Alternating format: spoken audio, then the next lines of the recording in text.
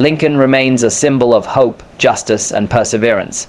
His story is not just America's story, it is a universal story for every human being who dares to dream beyond their circumstances. Abraham Lincoln's journey from rags to president is one of the most inspiring stories in history. He proved that your beginnings do not define your destiny. He showed that honesty, persistence, and courage can take a man from a log cabin to the White House. His life teaches us, failure is not the end. It is preparation. Pain can build character. True leadership means serving others, not yourself. Greatness often comes from the humblest beginnings. He was born in a log cabin to a poor farmer's family. He had no privilege, no wealth, no fancy education, just a boy with calloused hands from working in the fields and a heart filled with hope. That boy was Abraham Lincoln. You see, greatness does not begin in comfort. It does not begin in castles. It begins in struggle, in pain, in the places where people say, "You don't belong." Lincoln knew what it meant to be poor. He knew what it meant to be uneducated, but he also knew something else. He had a vision of who he could become. They laughed at him when he tried to educate himself by the light of a fire. They doubted him when he stepped into politics. He failed in business, he lost elections, he was rejected over and over again. At every turn, life told him, "You are not enough," but every time he fell, he got back up. He once said, "I am a slow walker, but I never walk back." And isn't that the key? It's not about how fast you run. It's about the fact that you keep moving forward. When the world slams doors in your face, when people tell you that your background is too small, your dreams are too big, don't you dare stop walking. Lincoln walked through rejection, he walked through poverty, he walked through pain, and he kept walking until he walked into the White House as the President of the United States. From a farm boy to a leader of a nation, from rags to the highest office, what does his life teach us? That it doesn't matter where you start, it matters how much fight you've got inside you. It doesn't matter if you're crawling, stumbling, or moving inch by inch, just don't move backwards. Your history does not define your destiny. Lincoln's story is not just his story. It's a reminder to you, to me, to everyone listening right now, that no matter how small you're beginning, with resilience, with courage, with persistence, you can rewrite the story of your life. So when life gets heavy, when failure knocks on your door, when the odds are stacked against you, remember that farm boy who became a president. And remind yourself, if he could, so can I.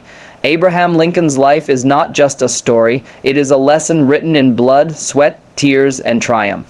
It is the journey of a poor farm boy who rose from the humblest beginnings to become one of the greatest leaders in world history. His path was not easy. In fact, it was filled with poverty, heartbreak, repeated failures, and countless struggles.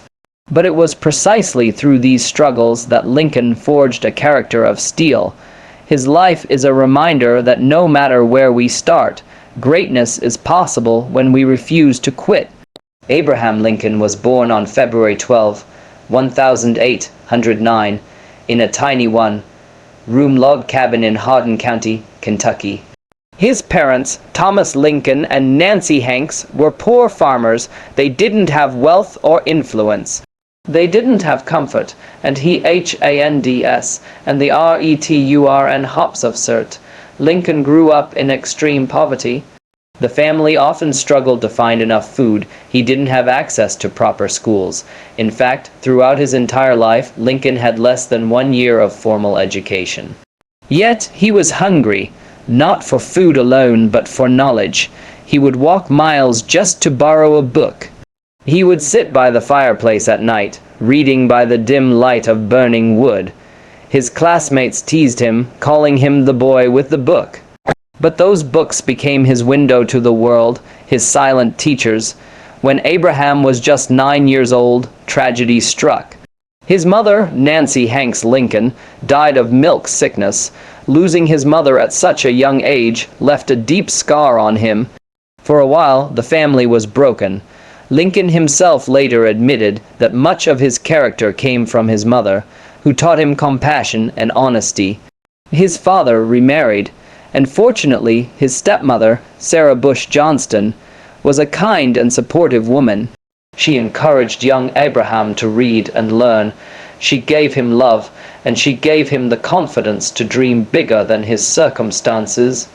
As a boy, Lincoln had to work on farms, splitting logs, plowing fields, and doing tough physical labor. He became known for his strength. Neighbors would hire him to chop wood, and soon he earned the nickname Honest Abe because of his straightforward and trustworthy nature. But Lincoln's dreams were larger than manual labor. He wanted to use his mind, his words, and his vision. At the age of 22, he left home to find his own path. He worked on a flatboat, taking goods down the Mississippi River to New Orleans. There, for the first time, he saw the horrors of slavery. He saw men, women, and children being bought and sold like property. The image never left his heart, and it planted the seeds of a mission that would one day define his presidency. Lincoln was ambitious, but success didn't come easily. In 1832, he ran for the Illinois state legislature and lost. He tried his hand at business, opening a small store, but it failed. He fell into debt and spent years struggling to pay it back. He once joked, "My life has been nothing but a series of failures." But the truth is, every failure was shaping him, teaching him, hardening him for greater battles ahead. 2 years later, he tried again for the legislature. This time he won. Slowly, people began to notice his intelligence, his honesty, and his powerful way of speaking. Lincoln didn't just talk to people, he connected with them. His speeches were not fancy, but they were full of truth, logic, and passion. Lincoln wanted to rise higher, and he knew that law was the pathway. With no formal education, he borrowed law books and studied them himself. He would read late into the night, memorizing principles of law. Finally, in 1836, he passed the bar exam and became a lawyer. As a lawyer, he built a reputation for fairness. He would never take a case he believed was dishonest. Once, during a trial, he realized that his client was lying. Lincoln stopped and withdrew from the case, saying he would not fight for injustice.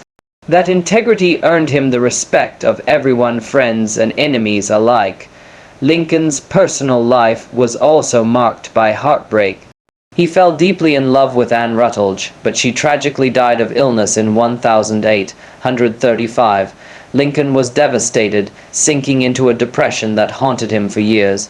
Later, he met Mary Todd, a woman of strong character and ambition. Despite their differences, Lincoln was poor and rough around the edges, while Mary came from a wealthy family. They married in 1842. Together, they had 4 sons, though heartbreak continued to follow them as 3 of the boys died young. By the 1840s, Lincoln's political career began to grow. He served 1 term in the U.S. House of Representatives, but his opposition to the Mexican-American War made him unpopular, and after just 1 term, he returned home. For nearly a decade, Lincoln focused on his law practice. Many thought his political career was over. But history had other plans. In the 1850s, the issue of slavery was tearing America apart. The country was divided between free states and slave states. Violence was breaking out, and the nation was moving toward crisis. Lincoln, who had always hated slavery since the day he first saw it in New Orleans, could no longer remain silent. In 1858, he ran for the U.S. Senate against Stephen A. Douglas. Though Lincoln lost the election, the debates between Lincoln and Douglas became legendary. In those debates, Lincoln declared, "A house divided against itself cannot stand. I believe this government cannot endure, permanently half slave and half free." These words electrified the nation. Lincoln's name spread far beyond Illinois. People began to see him as a moral leader, a man who stood for justice. In 1860, Abraham Lincoln ran for President of the United States. He was the underdog. He wasn't wealthy. He wasn't from a powerful family.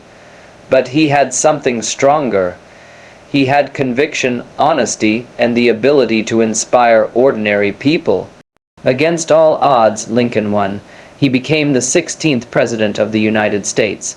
The poor farm boy from Kentucky had risen to the highest office in the land. But his greatest challenges were only beginning. Just months after Lincoln's election, Southern states began seceding from the Union. They wanted to preserve slavery. In 1861, the Civil War began, the bloodiest war in American history. Lincoln faced impossible choices. He had to hold the Union together, fight the war, and deal with critics who doubted him every step of the way. But he never gave up. He carried the weight of the nation on his shoulders. He visited soldiers in camps, encouraged generals, and delivered speeches that gave people hope. In 1863, he issued the Emancipation Proclamation, declaring that all enslaved people in Confederate states were free. This bold move changed the meaning of the war. It was no longer just about preserving the Union, but about ending slavery. In November 1863, after the bloody Battle of Gettysburg, Lincoln delivered a short speech, just 272 words, that became one of the most famous in history. He reminded Americans that the war was about freedom, equality, and the survival of democracy. He said, "Government of the people, by the people, for the people, shall not perish from the earth." Those words still echo across the world today. By 1865, the Union had won the Civil War. Slavery was abolished. The nation had been saved. Lincoln had accomplished what seemed impossible, but just days after victory, tragedy struck. On April 14, 1865, while attending a play at Ford's Theater in Washington, D.C., Abraham Lincoln was assassinated by John Wilkes Booth. He died the next morning. The nation was devastated. Millions mourned the man who had led them through their darkest hour.